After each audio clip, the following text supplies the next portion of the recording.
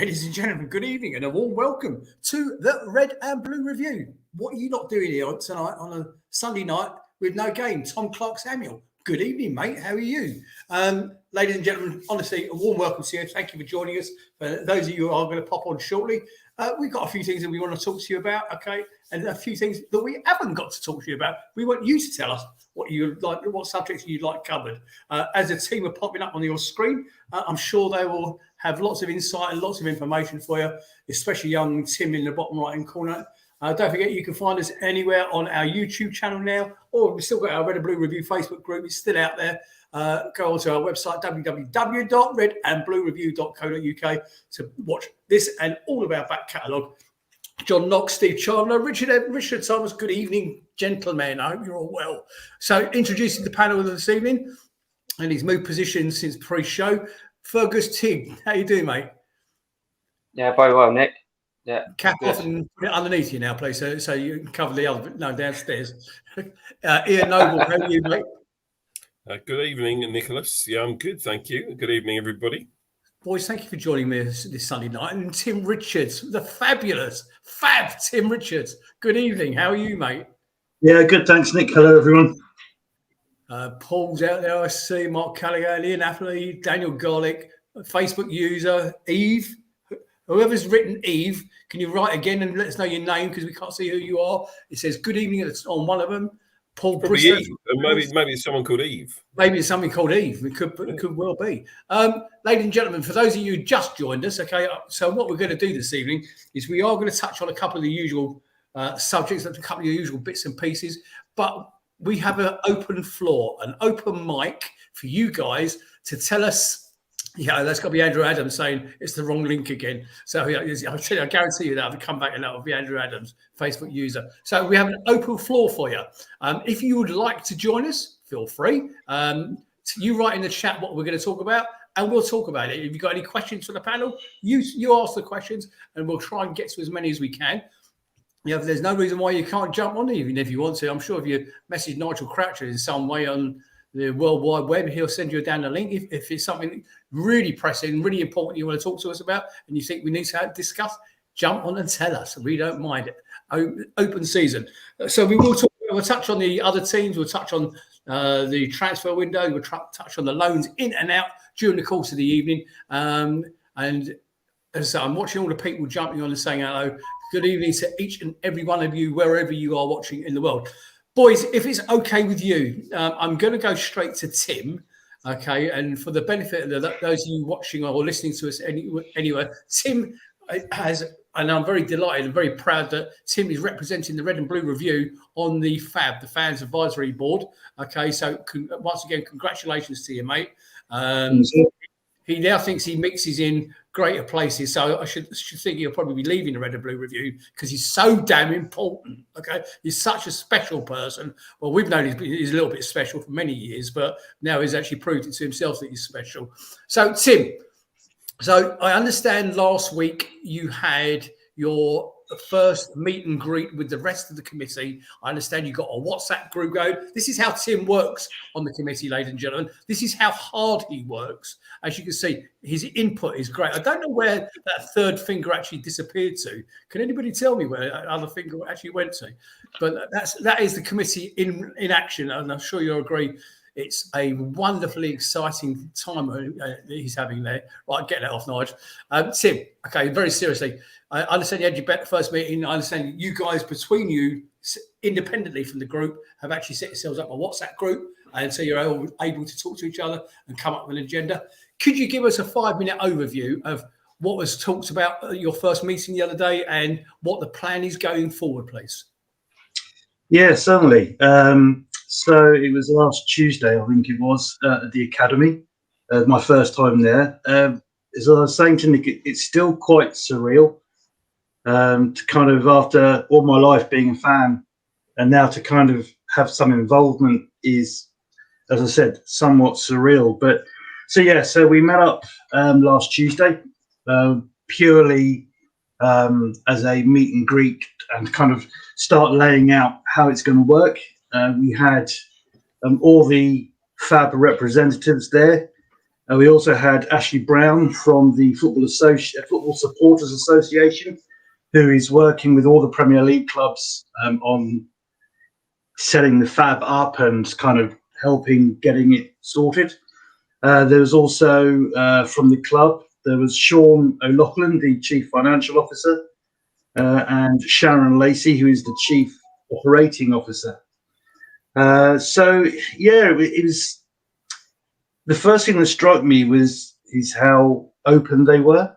The other FAB members, there's quite a good mix actually. It's quite good. There's a big range of ages. So it was kind of, I suppose we were all a bit quiet to start off with because this is also new. The first thing that did strike me was I think there's a bit more to this than we initially thought in its importance. The reason I say that is, so it's a legal thing. So basically the government have said that each Premier League club has to set a FAB up. There are also some Football League clubs that are doing it voluntarily, but there is talk that will actually get made mandatory as well. So we did the initial introductions and we had to go around the table and say a little bit about ourselves. And then did you tell them you were involved with this podcast? Did you? Yes. Oh, yeah. Good. Yeah.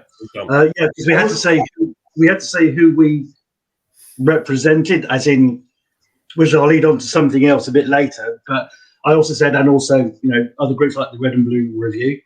Then the club representatives left. And they left us with Ashley for about 15 minutes so we could get, because he's got no out. He's actually a Portsmouth fan who have been doing this for 7 years anyway.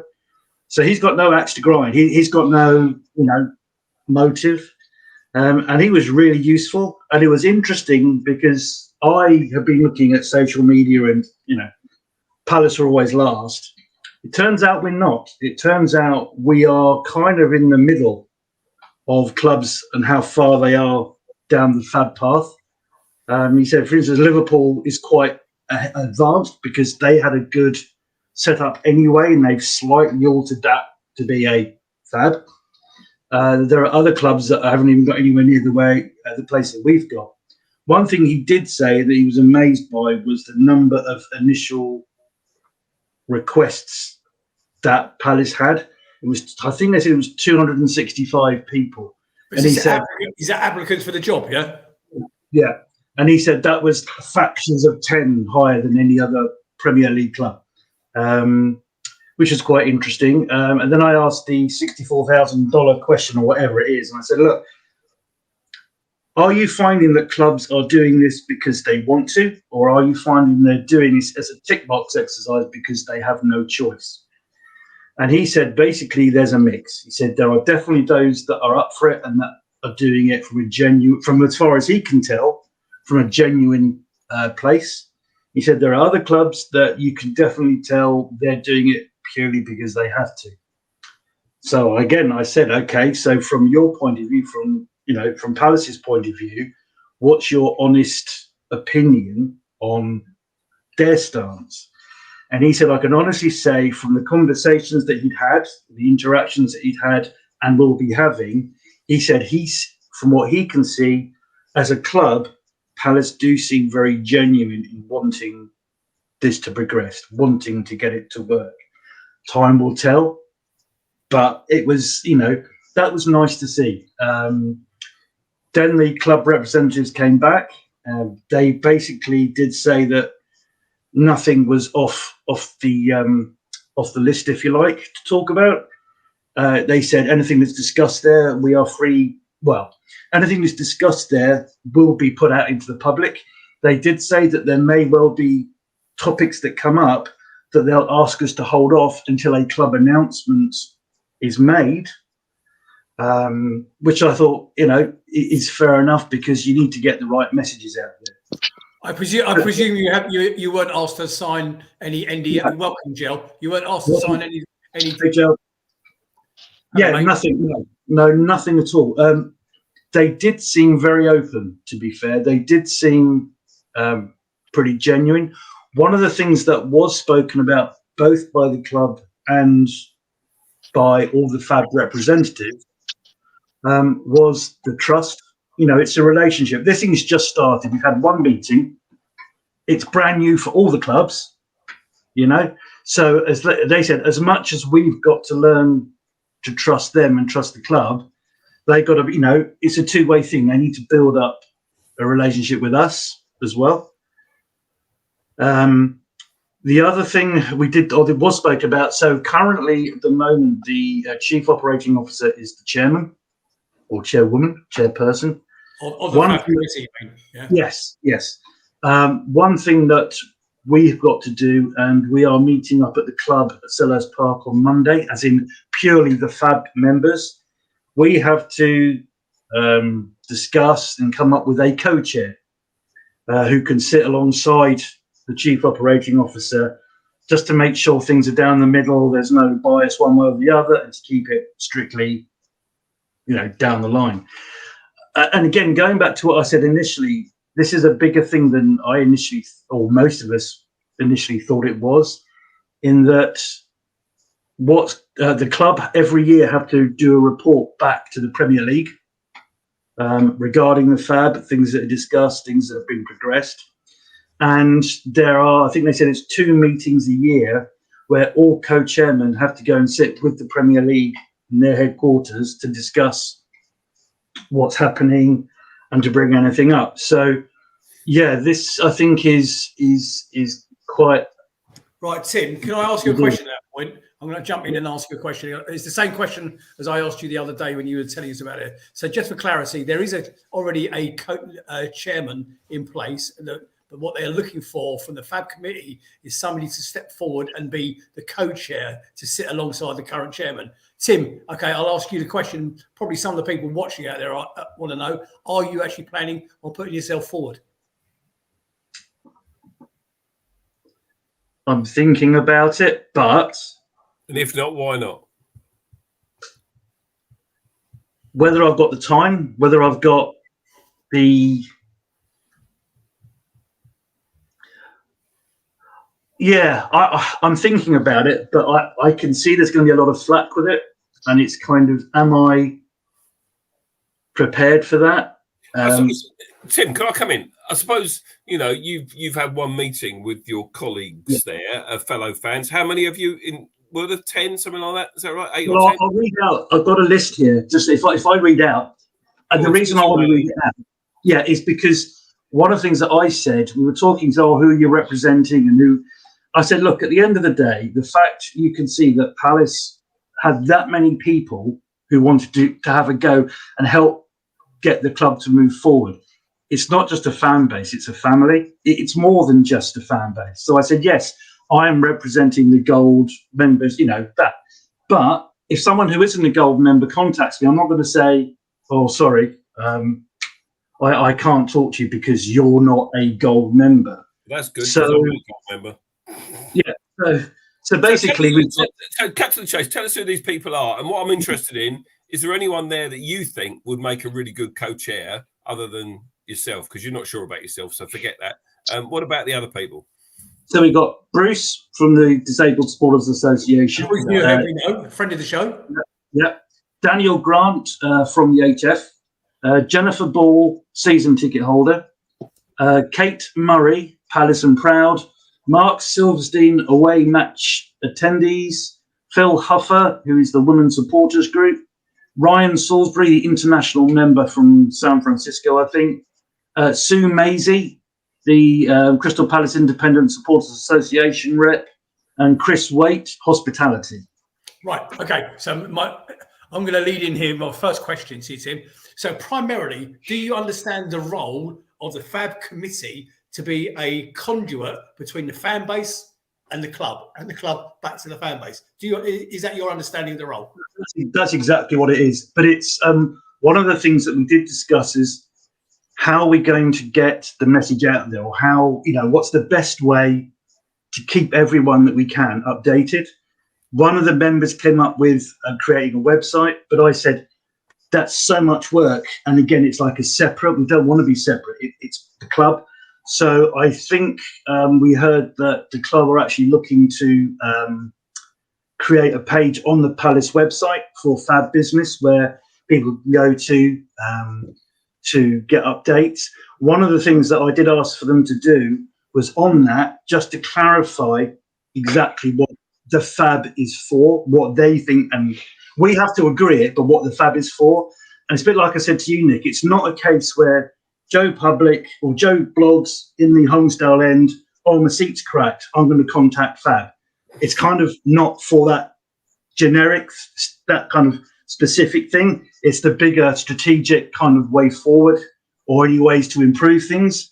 But it's going to be a learning curve. I mean, it's not going to go right straight away first time. It's going to take a little while to flourish. A couple of us did kind of let the Palace staff know or how things are out there and if they're fully aware of the negativity and what needs to be done. Tim, I'm going to jump in. 2 questions from the chat, okay, and then I'm coming to Jill. First question is, why has there been any sort of release from the club with reference to what the meeting, how the meeting took place and the results of the meeting, number 1. And number 2, question in the chat, is the HF guy representing a category or representing the HF fans? For example, you're representing gold members, okay? Is he representing the HF or a category of fans? HF, I believe. Don't as chairman. Don't. Yeah, I mean, that's as far as I know, but yeah. Thank you, Jill. So Tim, is that? Oh, sorry, Joe. That's all right. So really, you're just and I don't mean to sound condescending, just an ideas group really for the club. And it would be interesting to have this conversation at the end of the season or in a year's time to see whether any single idea that comes from Fab is implemented in any way. Absolutely. Listen, I'm just going to be honest, Tim. You know, I am highly sceptical of anything like this, and like I say, I don't want to poo-poo it too much because it'd be really, really nice if you guys did come up with great ideas or went to the general public. And I mean, is that what you're going to do? You're just going to go to your gold members or people within the club? Are you going to take an idea? Someone could come up with, that could be a random supporter somewhere in the world, come up with a great idea. Could you take that idea on board? Definitely. That's literally what we want to do. I agree with you, Joe, and is as we said at the meeting, talk is cheap. We need to see results. And to be fair, both the financial officer and the chief operating officer basically said the same thing, because we did speak about the skepticism out there, and they actually were the ones that turned around and said, well, the only way we're going to get over that is to actually get some results and get things through. They said it doesn't mean everything will, but yeah. Okay, right. One at a time. Ferg was first, and then Ian, I'm coming to you. So Mark Callaghan in the chat says, it reminds me of a school governors meeting without the clout. Time will tell. Absolutely. Fergus. Yeah, no, I understand it's the first meeting, and I guess it's like an organic process, and it's going to grow, Tim. But it'd be interesting to see how proactive they are and how receptive they are to some of the ideas that you put forward.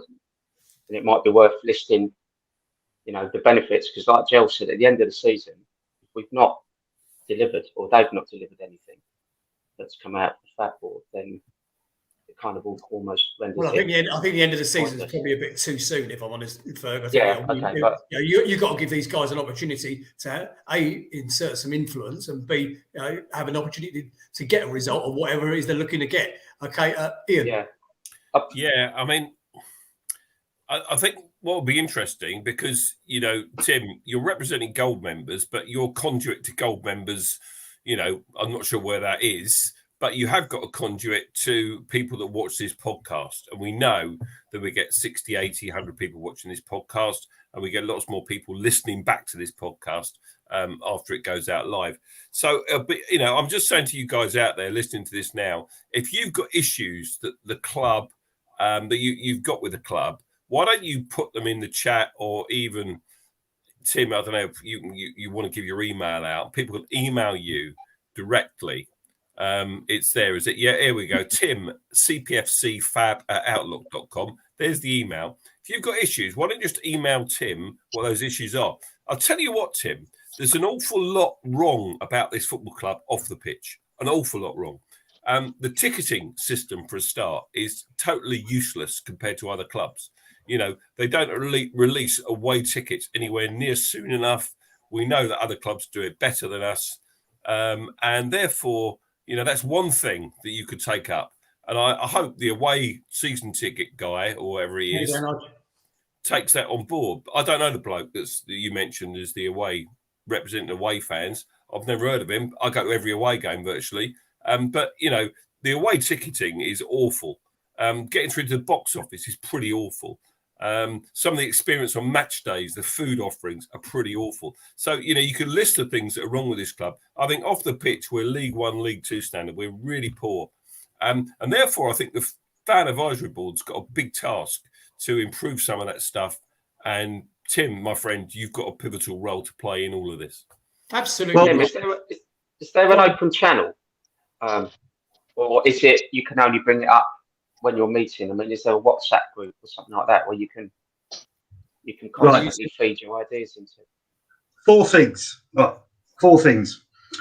One, my email address is on the bottom, and it's what I said the very first when I started, is we're all very conscious that we're a family, and all of us, just because we represent a part of the club or of the fan base, doesn't mean we don't listen or interact with any of the rest of the fan base. So if you're a season ticket and you've got a question or you know something, drop me an email. We're all feel the same way. So that's that part.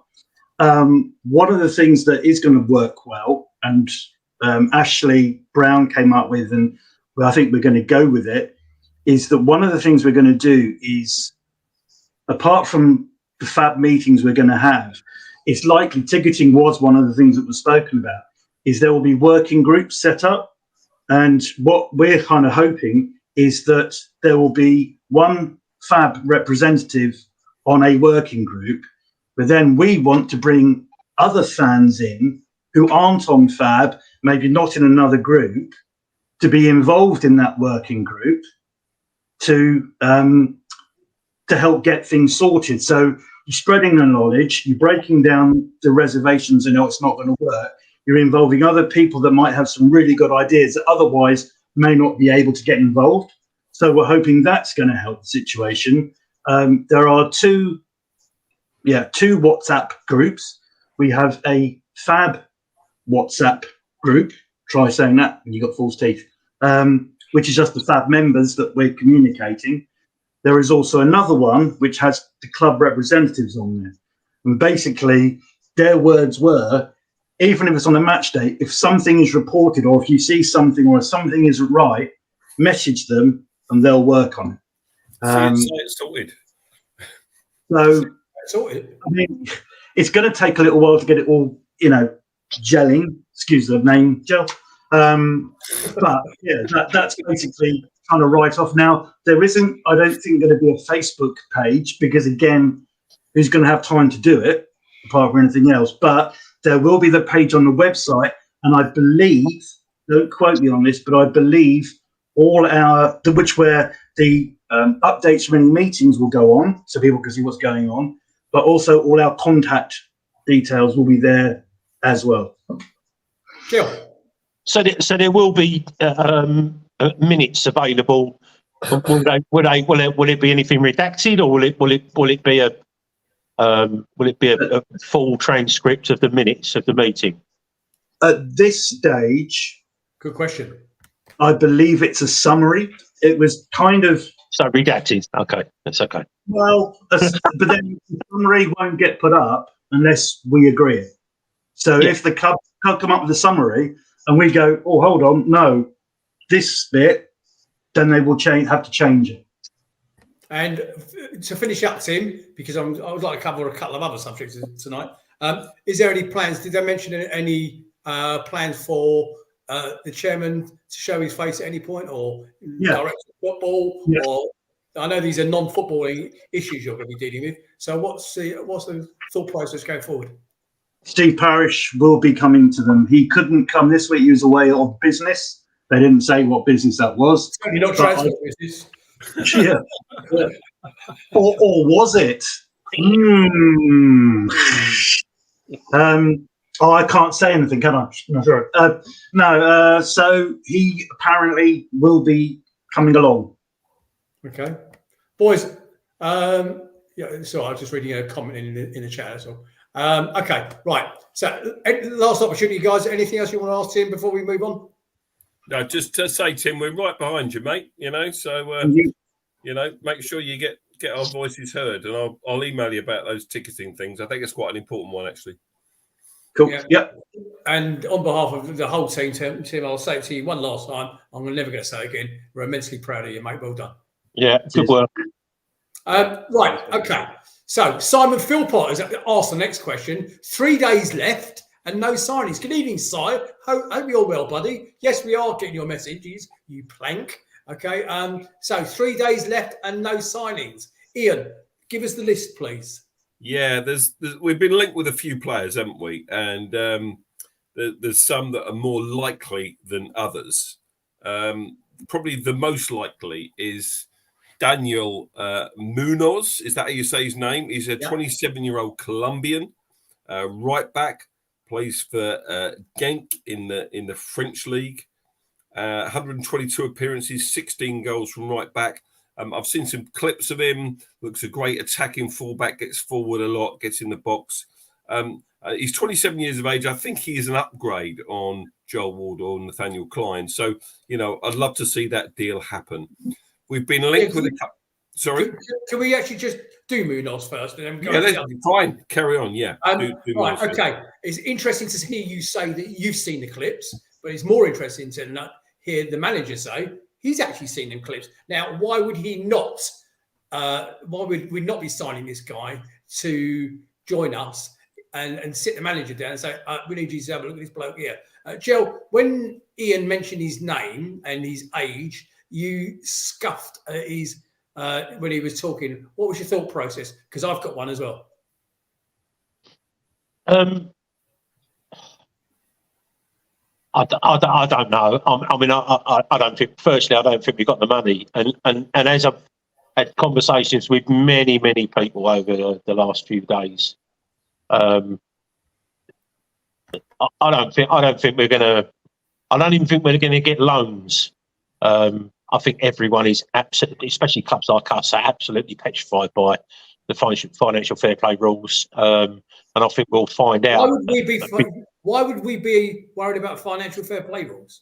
Well, because we're nowhere near it. We're bottom of the league. Well, we are. No, we're not. But what I'm saying is if we, how much is he? Is it going to be 10 million? I think it's a bit more than that. I think it's nearer 20. Okay. So we'll go 20 million, right? And then he's going to be on what? 80 grand, 100 grand a week. He's not going to come over here for peanuts. So that's another two. So let's just say that's another 22.5 million quid on our wages. So unless we start shipping big players, we just push ourselves further and further and further. You weren't on the show last week, okay? This is a message. This is a quote from the Athletic. In the last few weeks, the boardrooms of several Premier League clubs will have been very nervous places. Charges for breaching profit and sustainability rules were pending, and several executives may have feared that their clubs were in breach. One place where there was no sense of panic was Crystal Palace. The club operates on the lowest budget of the established Premier League clubs, a result of a lack of meaningful revenue outside the broadcast income, and they have not heavily invested in signings over the last 2.5 years. Jill, we could go and sign 4 players, which we won't, there'd still be no India financial fair play as sustainability rules. No, I don't think you've got that right. But anyway, I beg to differ. But yeah, I don't think that's the case, because if that was the case, then we would have those players already. We'd have those players this year.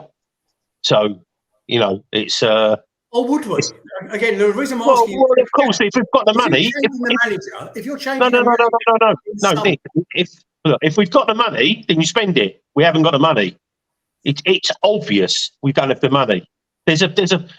From what we can make out, from what I can make out, there's a hierarchy battle at the moment behind the scenes between the Americans, and the sooner that's resolved, the better, really. I think the better for the club, for the club's finances, the way the club can move forwards.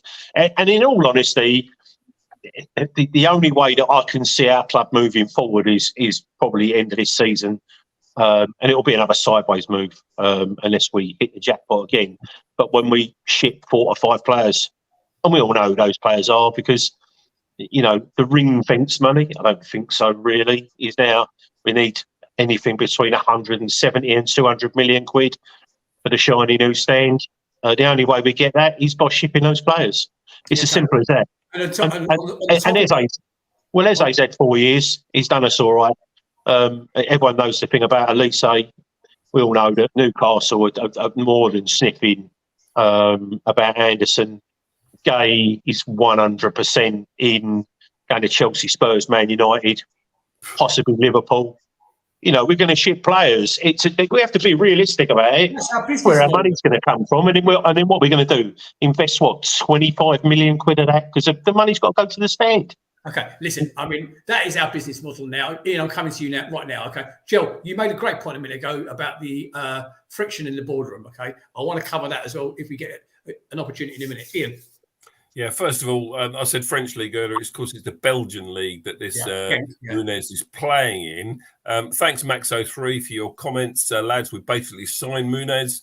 The most reliable journalist in the world has said so, and he's already lined up a medical. It'll be announced tomorrow or Wednesday. So let's hope you're right, okay, because I think, as I said earlier, a definite upgrade. I want to go and talk about some of these other players that we've been linked with. Now, we've been linked with 2 young players from the Championship. All right. We've been linked with Jordan James from Birmingham City. He's only 19 years of age. He's played 79 times for Birmingham, scored 7 goals, capped 8 times by Wales. So we've been linked with him.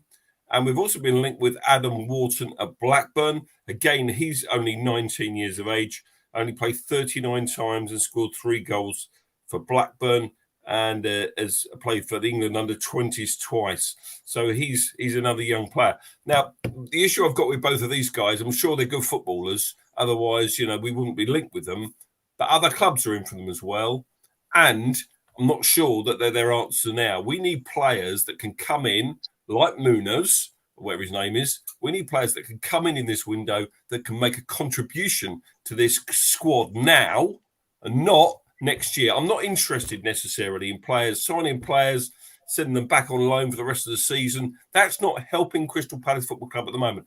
We're in a sort of semi-crisis point at the moment, looking over our shoulder, thinking if Luton Town go on a run, if Everton go on a run, if Nottingham Forest go on a run, we're going to be in the bottom 3. We need to pick up points. It's not quite desperate. We've got to think about the positives, and we can talk more about the selection and the players we've got. But we do need players that can add to this squad now, and not sign players for the future. And I hope that the club get that. And my understanding is that the Walton one, he's going to be very expensive. That looks as though they've already rejected 15 million up front. I'm coming to you second for 15 million up front and up to £5 million on add-ons. And Blackburn actually want a damn sight more than that. I think it's near on 20 plus some add-ons. And the guy from Birmingham that you alluded to, Ian, he's been lined up only as a second if we don't get the Blackburn guy. I don't think both is on the sure, table. sure. But your point about being a 19-year-old is right. Let's face it, he doesn't really have a great history of playing younger players. Ferg. No, I was going to Ian's point. I think we should be doing both. We should be signing players for the immediate, but there's no reason why we shouldn't be signing potential players for the future as well. I mean, they're not costing us a lot of money. The Adam Wharton signing, Chelsea are now sniffing around him, around 25 million. Yeah. So there must be something about the kid if Chelsea are interested. Well, there is that. That's a good point. But they are a club sailing close to the wind. That would mean somebody like Gallagher would have to go. Okay, so they are certain. So Palace are nowhere near financial fair play, but Chelsea are. Keep going, mate. Yeah, and I was just going to say he must be a decent player. I think Munoz will be a decent signing at right back, and I think we're only paying something like $8.5 million for him. I don't think it's anywhere near 20. My question about Nunes, and I don't know if you were on pre-show when Ian and I were starting to discuss it about Nunes a little bit. My concern about him is, and he's definitely going to be an upgrade on what we've already got. Whilst they've been great servants to the club, Joel Ward and Nathaniel Klein, Kleiny will definitely go. I worry about Joel Ward a little bit because he's now done his 10 years. No mention of testimonial whatsoever from the club. Okay, and he's already done. I think he's actually approaching his 11th year now. 11, yeah. He'll get a testimonial if he wants one. It's just that the timing needs to be right, doesn't it? You know, it needs to be at the end of a season or the beginning of a season. What are you saying yes to, Jill? Yes, 11. He was playing for the Championship. I thought you were saying he's going to have a testimonial. Well, if he has, been no announcement from it at all. So I think the guy, the Colombian guy, will be an upgrade. My concern about him, he doesn't actually fit our current business model, which is developing good players already. Okay, he's 27 years old. He's about to be 28 years old. He's not a young player like when we bought Guéhi and Decore. And so the whole idea of those is to help fund Big Shiny New Stand, because they're all going to have great sell-on fees when we do sell them. Eze included, Elise, they're all going to be massive sell-on for us. So that's our sustainability model right there. This guy from Colombia, however, is not. He's 28 years old. Not so sure that sits in with our current business plan, but there you go. I think the business plan needs to go out the window a little bit because of where we are in the Premier League. You know, as I said, I'm going to repeat myself. We need players into this club in this window that can make a contribution this season. Yeah, I think he's more of an attacking right back, isn't he? I mean, he scores goals, he gets assists. What was he? And our current right backs don't do anything. 1 in 10. Say again, Nick. What was his stats? You had his stats earlier. Yeah, right. Okay, so he's played 122 times for Genk in the Belgian league and scored 16 goals. He's played 22 times for his country, Colombia, since 2021. Hasn't scored for his country. What I like about that is that he'll know Lerma well, won't he? You know, because they're both Colombian. So, you know, I like that. I like, you know, when we bought the Chinese lads, there was 2 of them. When we bought the Latvian lads, there were 2 of them, you know. So, you know, I quite like that idea. Tim. Yeah, I think, the financial fair play isn't an issue for the club at the moment. But for me, as much as the players, it's the managerial point of view. I still can't understand why Roy is still our manager. When you look at how quickly Parish acted over Vieira, and the run of form under Roy, I think, is worse than under Vieira. And it just concerns me that still Roy, nothing against Roy as a person, but it just concerns me that we still haven't made the change. And is that having an effect on the transfers? You know, it's all very well going for players, but they're going to want to come. And if they're looking at the club and thinking, well, look at where we are, the manager don't like the football is playing, is that affecting us not being able to get players? I don't know. Thank you. Dave King says in the chat, Nick's asked for contributions, but ignores the messages. I'm not ignoring the messages, mate. You know, if there's something relevant to what we're talking about, let's bring it on. Or if you've got a topic of conversation you want us to discuss, now's your time. Right now. Dave, send me that message right now. Even PM me, I don't care. And we'll talk about it. I'm not ignoring anybody. There it is. It's kind of Dave said the comments come through so fast, some don't get a chance to read them. Well, I'm reading them right now, and I'm looking at the last one from Luke Cooper. If we lose against Sheffield, Brighton, Roy may be gone. Roy may be gone, but that's the very latest one. Very relevant to what Tim just said. So thank you for that. Bit of news for you in case you don't know, just changing the subject. I'll come to you now, Jill. Amy Everett, Palace ladies, Crystal Palace, are pleased to announce that the club captain, Amy Everett, has signed a new one-year contract from the club. The defender who took the armband in the summer has scored twice in 13 appearances so far this season, extends her stay in South London until the summer of 2025. Well done, Ames. Good stuff. I was watching her, and there she is on screen, Amy Everett. Jill. Yeah, so if the worst happens and we do lose the next 2 games, and Roy does get a boot, are we back to Paddy again? Well, Jill's raised the question. It's something we did discuss a little bit on the show the other day, and part of the reason why Ferg came up with a suggestion about carrying on tonight, because I don't think we actually put that to bed. Ladies and gentlemen out in Facebook land, if you listen to what David had just asked, if we lose against Sheffield and Brighton in the next 7 days, will Roy be gone? Most of you thought he should be gone at the end of the Arsenal game, me included, if I'm brutally honest with you. Gilles just asked a question. Who replaces him? We know Potter was at the Arsenal game. Ferg, you had your hand up. Away you go.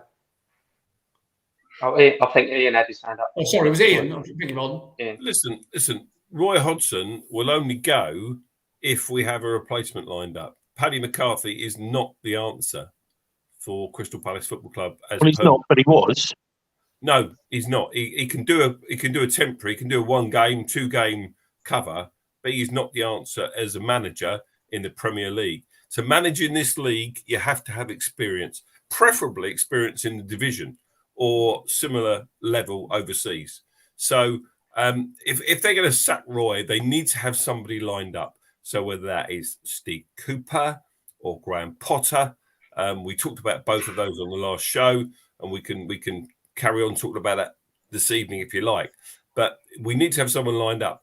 I think if we lose to both Sheffield United and Brighton, I think the time will definitely be then. But as I said, we've got to have somebody that can come in and do the job in a similar way that Roy came in with 10 games left last season. You know, he wouldn't have sacked Vieira unless he had somebody that he could bring in, and he had that person in Roy Hodgson.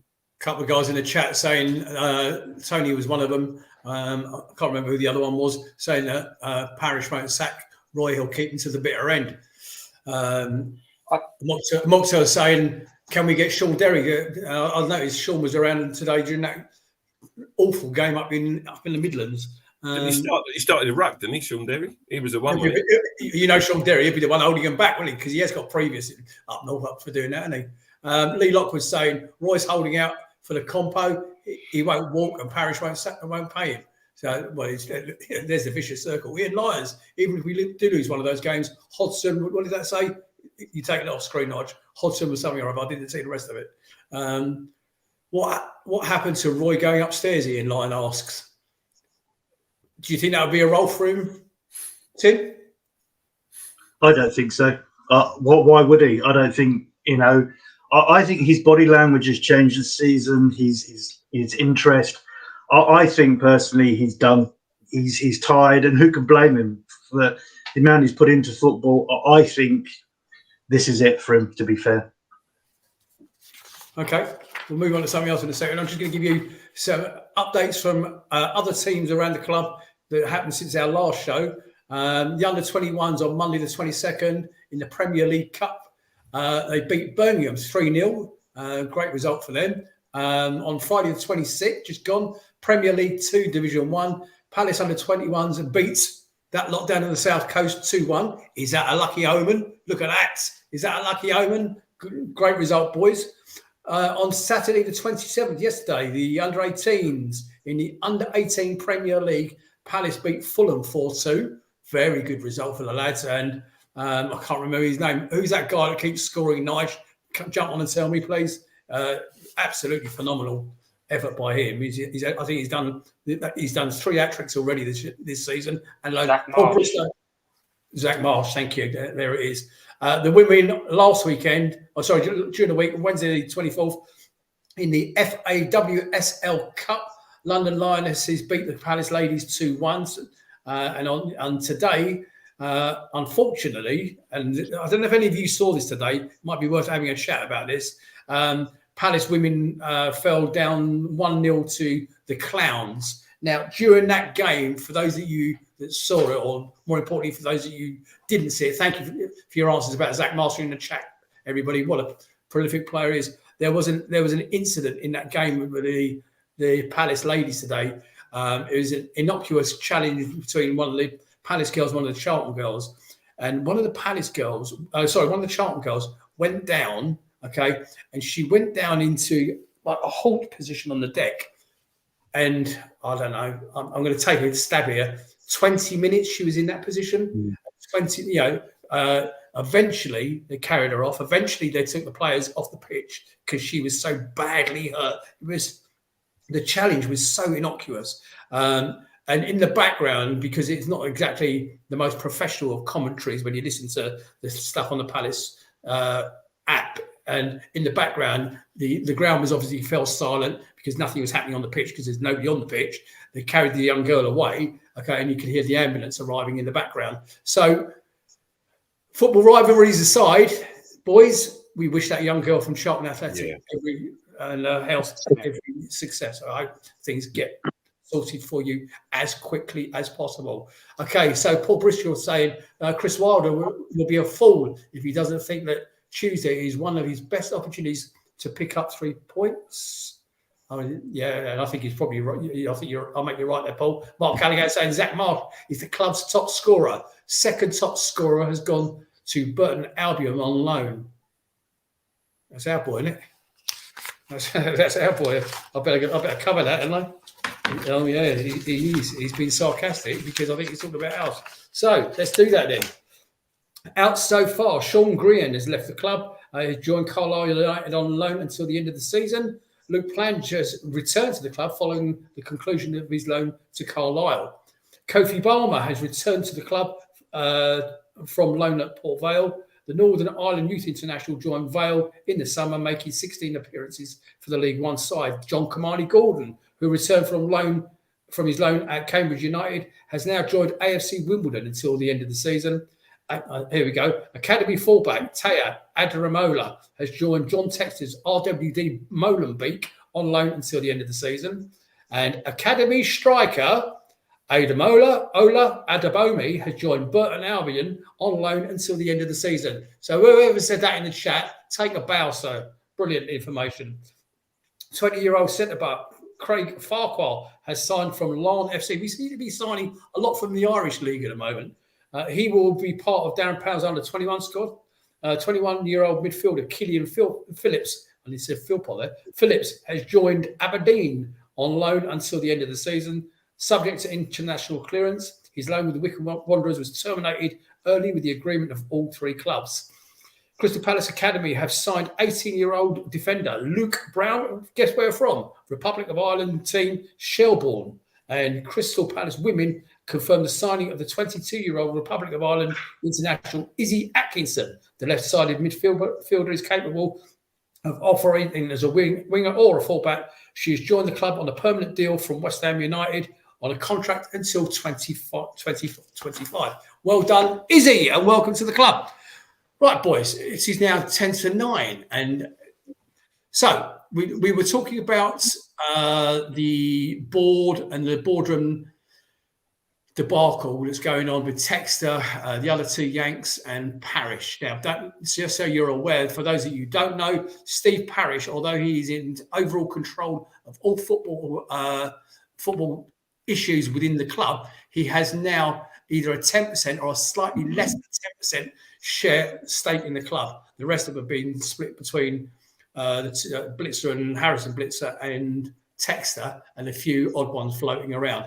So this turmoil behind the scene, boys, how do we see it panning out? How do we see it playing out? Ferg, have you got any thoughts on it? Well, I think Textor wants out, doesn't he?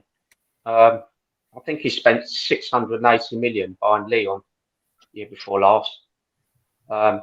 It's a shame, really, because he could have invested that sort of money into our club. But yeah, I think because he doesn't have overall control, he's obviously looking to sell. But be careful what you wish for, I guess. I mean, Parish, I think he's doing an excellent job with one hand tied behind his back, because he's got all these financial constraints. He's got two owners that aren't willing to invest. He's got another owner that wants to sell. So I think he's doing an incredible job. I know there's quite a lot of people out there that says Parish is out, but we're in a really strong position. We've got this new academy. We're building this new stand. Financial fair play. We're nowhere near it. We have signed some really exciting players in the last couple of years. There's lots of positives, but how do you resolve this? I don't know. I mean, if Texter sells, what would the other two? What would Blitzer and Harris do? It's a difficult one. I mean, I don't know how they're going to sort that out.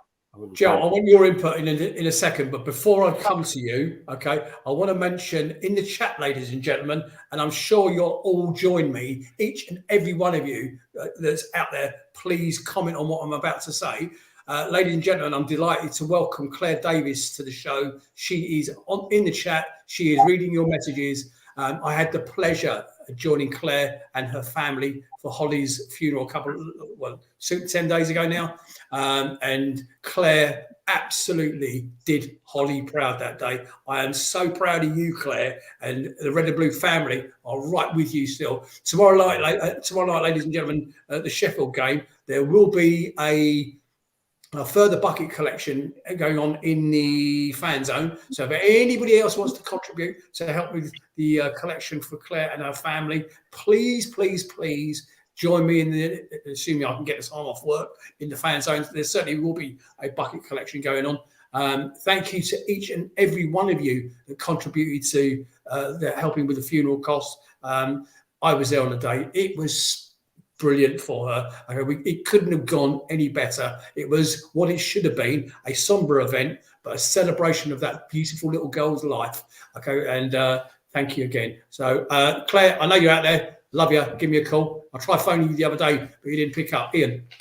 Yeah, and importantly, let's mention that on the 11th minute against Sheffield United, we hope there'll be a minute's applause for young Holly. And let's all get behind that at Selhurst on Tuesday evening. Thank you, Ian, and thank you for reminding me. Absolutely. Jill, going back to the point in how we're talking about the debacle, which is a current board of directors. I mean, we didn't seem to have this problem when the 2010 board took us over and bought us out and saved us and all the rest of it. Now we have international flavour boardroom going on. It seems to be a bit toxic. Anything you can tell us from the street? Anything that you know? From the streets. Well, personally, with CPFC 2010, what you had was 4 fans that had a few quid. And as I was, we were told on various times, Parish was going to his pals and saying, I need another cheque for a couple of million quid. I mean, the fact that they got all the money back, within such a short time was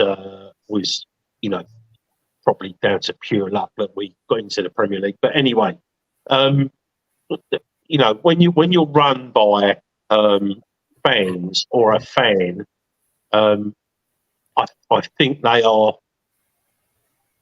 I think you almost get sort of sympathy money, or money that they think that they're obliged to put in, being the owner. These Americans, I mean, you see it all the time. You see the thing with Man United. You see it with Liverpool.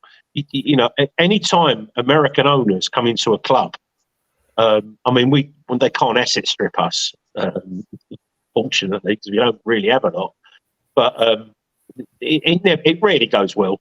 It rarely goes well. I mean, the fact that they look like they're succeeding the other teams up north. It's just that they've got huge fan bases, and just the amount of shirts they sell probably outstrips anything that we could ever own in total. So, but yeah, I mean, you know, we all had high hopes when they came in, and you know, we've got 2 billionaires, and you know, the rest of all the other people that combined, you know, they were another billionaire. So we in effect had 3 billionaire owners, you know, and I think we had sort of champagne lifestyle, lemonade pockets. You know, it's annoying. It's really annoying. And I'm not saying I want them to. Well, I am saying I want them to put a certain amount of money in every year. You know, if it's kudos that they want, you're never really going to get that with us. You know, you're not Crystal Palace. We're a little team from South London. You know, you want kudos, you buy Arsenal or Spurs or whatever. You're not going to get that. But if, you know, I don't know whether we're this, you know, back home, they're lauded as Premier League team owners, but we're not the, you know, we're not the prize rosette for them. And if they're not prepared to put their money where their mouth is, yeah, I mean, this, you know, what would be after is 50. I know it's a lot of money anyway, you know, but 50 million a year. In the grand scheme of things, if Texas just paid 680 for, you know, it's 15, 18 million quid each. I'm just saying. Do you know what I mean? And that way, it substantiates at least 2. You know, you get 2 really decent buys a year, and they've been with us how many years? I'm just, you know, I'm literally, as the saying goes, I'm just saying. Okay. I just want to pick something up from the chat, if you don't mind. Daniel Garlic. Good. Oh, what? Am I on mute? No, you're right.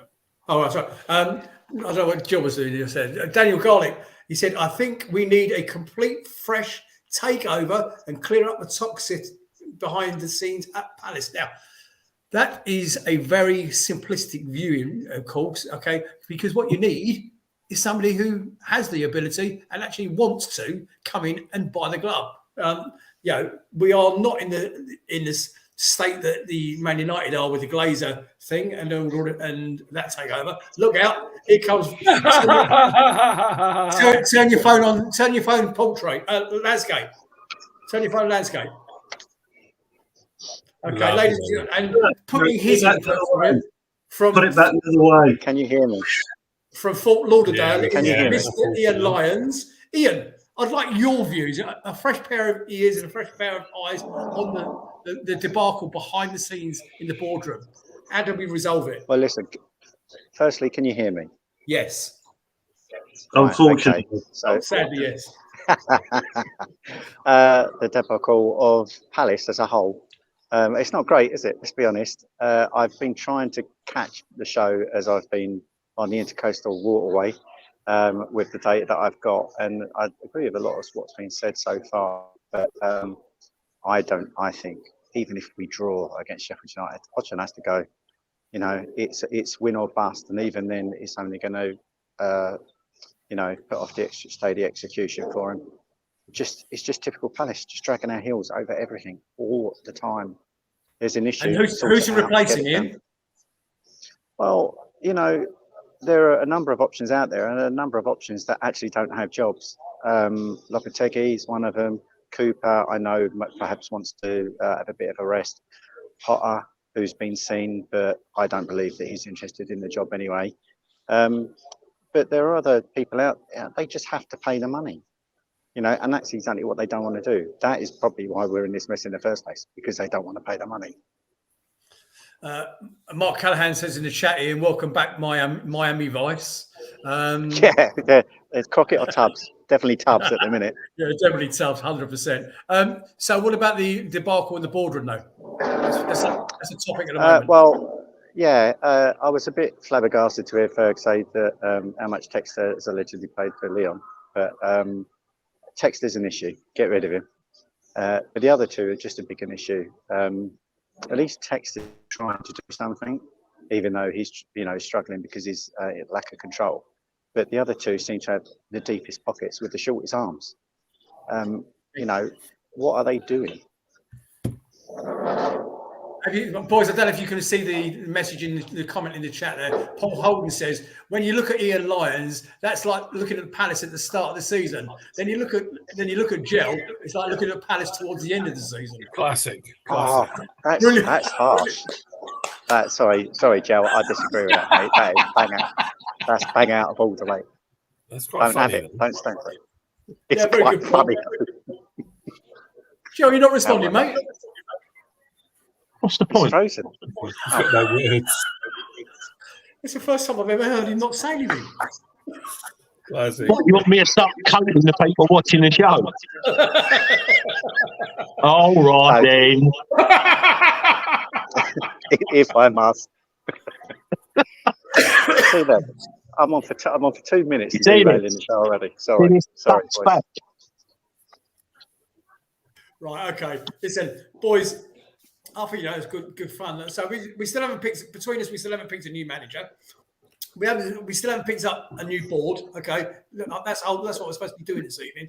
Who do we want in? Who do we want as manager? We haven't done that. Okay, we haven't done predictions for Tuesday night, and we haven't done predictions for the Saturday afternoon. Oh my God! Right, Ian Lyons. Let's have your in the chat. Let's have your predictions, please. We'll have. Sorry, I lost off of what you said then, because every time I'm in the shopping mall, my missus is spending money like it's going out of business. If only she had the purse strings of Palace, we'd be all right. I just get notifications coming up on the screen every time she's hitting a card. Right. So I think we should win against Sheffield United. Let's be honest. We should be all out. Everyone at the ground should be behind them. Should be a banging atmosphere and should be going for the throat. If Hodgson starts with 2 defensive midfielders, that's it for me. Regardless, against Brighton, we'll lose. Okay. And by the look of it, that looks to be the theme around the chat as well. Mr. Holyoke, Sheffield United, Brighton, Hove Albion. 3-2 at Sheffield United and 1-1. Really? Nice. I hope you're writing that down because we can use it to coat in with on the weekend. Mr. Noble. Yeah, I'm going to go 2-0 on Tuesday night. I think we'll have too much for Sheffield United. I don't ever celebrate a Brighton win, but I like the way that they beat Sheffield in the cup, and hopefully they'll be a bit deflated by that. So I think we'll have enough to beat them 2-0, and I think we'll draw with Brighton 1-1. Okay, Fab fanboy. 1-0 win Tuesday. 3-0 lose Saturday. Okay, and Ferg. Comfortable 2-1 win against Sheffield United. Comfortable 2-1. And a 1-1 draw against Brighton. Okay, Tony Quinn saying 2-0 against Sheffield and 4-0 against Brighton. I presume that means that way Hodgson still keeps his job. What else we got? Lee Lockwood says 2-0 and 2-1. I don't know which way the 2-1 is there, Lee. Mark says 1-1 on Tuesday and a 3-0 loss on Saturday. I think that's probably more like it. Paul Holden says, I predict Joe Holyoke's going to kill me between now and Tuesday. I think you're probably right. John Knox says 2-1 Tuesday night. Tom Clark Samuel says 2-1 Ayew and Eze. Is Ayew back in time for Tuesday night, guys? Do we know?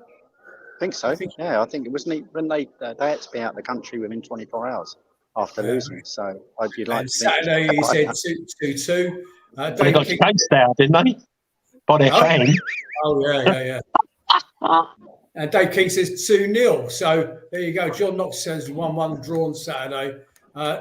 Thank you, guys. I can see all your predictions coming through. I think Instagram, please, Nigel, as he's rifling through his drawers, bringing up the right slide for us. Instagram. That's Instagram, Nigel, not OnlyFans. Yeah, not your OnlyFans slide, Nigel. I've seen that one. Please remember to follow us on our Instagram page, red_blue_and_blue_review. Give it a like, follow, share, and do whatever you like on there. And Tom Clark Samuel works very hard. Okay, there's our YouTube channel at Red and Blue Review 8132. That does actually sort of rhyme, doesn't it? At the Red and Blue Review 8132. Again, very important. You hit the like, share, and subscribe button. Hit that bell for us, please. Hit that bell. When are we back, boys? Can anybody tell me? I presume it's Sunday night, is it? There it is. God, I'm good tonight. Thank you, Nige. We will return on Sunday evening at 8 o'clock for a double header of covering the Sheffield game, and he's taking it down. Cross, hasn't even done his city yet. There you go. Thank you. And the Brighton game, obviously, that'll be live Sunday, February the 4th at 8 o'clock. Please be sure to join us in. Set yourselves a reminder. Ian in Fort Lauderdale, thank you for joining us, mate. I hope you have a cracking time. You're welcome. Next time. I hope she absolutely drains your wallet for you. It'd be my pleasure to hear that news. And I've absolutely no doubt that she's on the way, mate. She'll give it a go. 100% commitment. That's what I'll say about her. That's good work. So, next show I'll probably be in Costa Rica. Maybe I'll drop in from there. Nigel, have you got a mute button to shut him up? I'll tell you what, you can go off some people, can't you? Absolutely right. Bang on, mate. Have a nice time, buddy. Ferg, Tim, Joe, and Ian, as always, boys, we'll sort out who's coming on Sunday. Thank you for joining me this evening. Ladies and gentlemen out in Facebook land, I hope we didn't ignore too many of your comments. I don't want to upset people. That's not the plan. But thank you for joining us. Be sure to join us again on Sunday. Good luck for this week. Fingers crossed. Claire Davis, we all love you. God bless you. On behalf of myself, Nick Philpott, and the rest of the crew, take care. We'll see you Sunday. Good night, everybody.